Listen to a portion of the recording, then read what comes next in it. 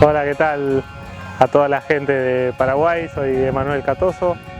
Estoy junto a mi hermano Antonio Catoso, venimos de Argentina. Les voy comentando, este es mi avión, es un Rans S9 y tenemos otro que es uno color rojo que es un Rans S10 y son aviones que se puede hacer muchas maniobras acrobacias como van a ver hoy en el transcurso del día de hoy y mañana acá en Ibitu.